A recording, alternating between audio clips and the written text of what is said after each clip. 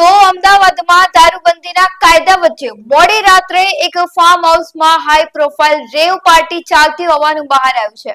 બોપલ પોલીસે દરોડો પાડી 15 જેટલા એનઆરઆઈ અને વિદેશી નાગરિકોને ઝડપી પાડ્યા છે. બોપલ પોલીસને મળેલી બાતમીને આધારે સિલજ જેફાયર ફાર્મ હાઉસ ખાતે મોડી રાત્રે ચાલી રહેલી રેવ પાર્ટી પર અચાનક દરોડો પાડવામાં આવ્યો. પોલીસ પહોંચતા જ ફાર્મ હાઉસમાં શરાબ સબાબની મહેફિલ ચાલી રહી હોવાનું જણાયું. પાર્ટી માટે ખાસ પાસ છપાવીને પ્રવેશ આપવામાં આવતો હતો. પોલીસે સ્થળ પરથી કુલ 15 જેટલા લોકો, જેમાં નાઇજેરિયન, આફ્રિકન, મોઝામ્બિક અને કેન્યાના નાગરિકો સહિત એનઆરઆઈ પણ સામેલ હતા, તેમને રંગે હાથ પોલીસે ઝડપી લીધા છે.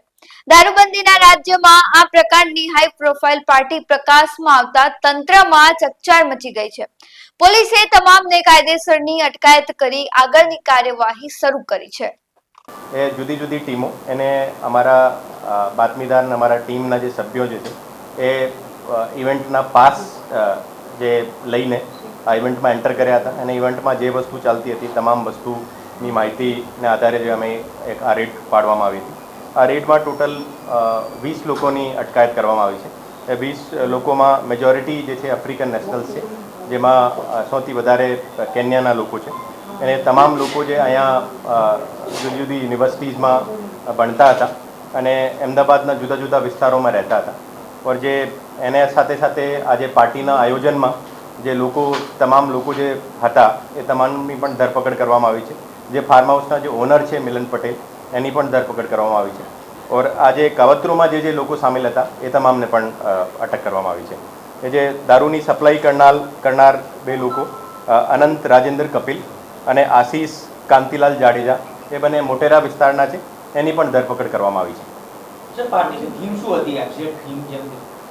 આ પાર્ટી જે એનો કહેવાનો હતો કે જે રીતે આ જે પાર્ટી એન્યુઅલ ગેટ ટુગેધરની એવજમાં હતી ઓર એમાં મ્યુઝિક અને લાઇટ શો જેવું એની થીમ હતી.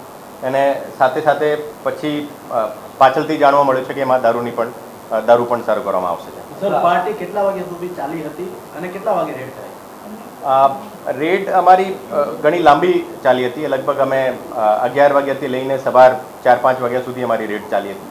અને જે પાર્ટીનો જે શરૂઆતનો જે સમય હતો આ લગભગ 8 વાગ્યાનો હતો અને આ 8 વાગ્યાથી સવાર સુધી ચાલવાની હતી આ પાર્ટી.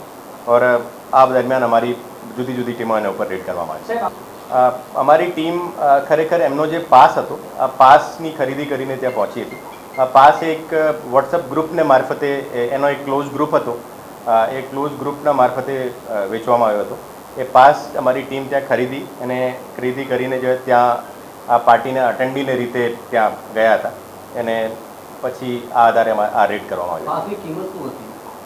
પાસની 3 કેટેગરી હતી. પાસની જુદી જુદી કિંમત હતી. જે 2500નો હતો, એક અર્લી બર્ડ્સ માટે 700નો હતો અને જે એક જો ડાયમંડ કેટેગરીનો છે 25,000નો પણ પાસ હતો. મેજોરિટી જે છે ગુજરાત યુનિવર્સિટીના છે. એ તમામ લોકોને જે આ પ્રકારની જે ગુના આચરિત કરવાનો હતો આ તમામની માહિતી અમે જે તે યુનિવર્સિટીમાં લિખિતમાં જાણ કરવામાં આવશે અને એની જે પણ કાર્યવાહી જે છે આ તમામ એજન્સી મારફતે કરવામાં. આજે પાસમાં આ કઈ રીતે અને કઈ જગ્યાથી આજે પાસ છપાવ્યા હતા યા કોનાથી એ ડિજિટલી જે ક્રિએટ કરવામાં હતા એની પણ તમામ પ્રકારની માહિતી ભેગી કરવામાં આવશે. ઓર એમાં પણ જે લોકો સામેલ હતા એની પણ અટકાયત કરવામાં આવશે. એમાં પ્રોહિબિશન એક્ટની જુદી જુદી કલમો હેઠળ ગુનો નોંધાયેલો હોય અને સાથે સાથે કાવતરૂનો પણ જે કલમ લગાવવામાં આવી છે. જગ્યા ઉપર લગભગ 70 to 80 લોકો હતા. ઓર અમારી ટીમ જ્યારે પહોંચી હતી તે વખતે અમે બધા બ્રેથ એનાલાઇઝરને એને સાથે હતા. और એ જેમાં આજે બ્રેથ એનાલાઇઝર મેં પોઝિટિવ આવ્યો હતો એ તમામની મેડિકલ કરીને એ લગભગ 15 લોકો જો એ પીધેલી હાલતમાં હતા એ 15ની અટકાયત કરી.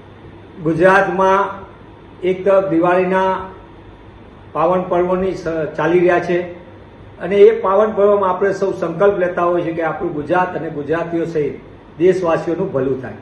પણ ગાંધી સરદારના ગુજરાતમાં જે રીતે નશાનો બે રોકટોક કારોબાર ચાલે છે અને નવા વર્ષની શરૂઆતની સાથે આપણે વ્યસન મુક્તિના સંકલ્પને બદલે ગુજરાતમાં રેવ પાર્ટીઓ થાય. મને એમ લાગે છે કે ગુજરાતના ભવિષ્યમાં યુવાનોને નશાની આગમાં ધકેલાનું લાંબા સમયથી સુનિયોજિત રીતે ચાલતા ખેલનો આ એક ભાગ છે. ગુજરાતમાં ઠેર ઠેર રિસોર્ટમાં અને મોટા મોટા ફાર્મ હાઉસમાં ગેરકાયદેસર કામ ચાલતા હોય અને પોલીસ ખાલી સાક્ષી બનતી હોય. મને એમ લાગે છે કે આ સૌથી મોટું કાંડ અને કૌભાંડ ચાલી રહ્યું છે.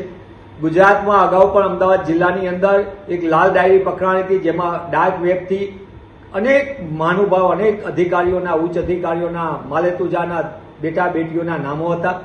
મોટા પાયે ગુજરાતમાં હાઇબ્રિડ ગાંજો લાખો રૂપિયાનો ઠલવાય, ગુજરાતમાં કરોડો રૂપિયાનો ડ્રગ્સનો વેપલો ચાલે.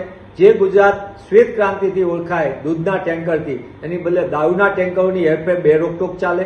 ત્યારે નાના નાના લોકોને પકડીને જે પોલીસ પોતાની સ્વયં પીઠ થાબડે છે અને જે કાયમ પકડાય પછી કહે છે કે ચમરબંધીને છોડવામાં નહીં આવે, આવી ડંફાસો હાંકનારા લોકોએ હવે જાગી જવાનો સમય છે.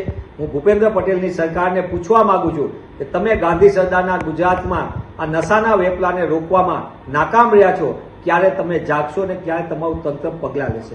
ગુજરાતમાં ભાજપાની સરકારમાં ખેડૂતો ન્યાય માગે તેમને દંડા પડે, યુવાનો રોજગાર માગે દંડા પડે, વિપક્ષ પ્રજાના પ્રશ્નો લઈને આંદોલન કરે તેમને દંડા પડે, અને અસામાજિક તત્વોને રેડ કાર્પેટ. આ ભાજપાની નીતિને નિયત ગુજરાતને બરબાદી તરફ ધકેલી રહ્યું છે. ત્યારે કોંગ્રેસ પક્ષ તરીકે અમે માંગ કરીએ છીએ કે ગુજરાતમાં નશાની આગમાં ધકેલાતા યુવાનને, યુવાધનને બચાવવામાં આવે અને ગેરકાનૂની વેપલો કરનારા તત્વોને ચમરબંધી હોય તો સાચા અર્થમાં એને પકડવામાં આવે. તો જ ગુજરાતમાં નશાનો કારોબાર રોકાશે અને તો જ ગુજરાત સાચા અર્થમાં ગતિશીલ અને પ્રગતિશીલ બનશે.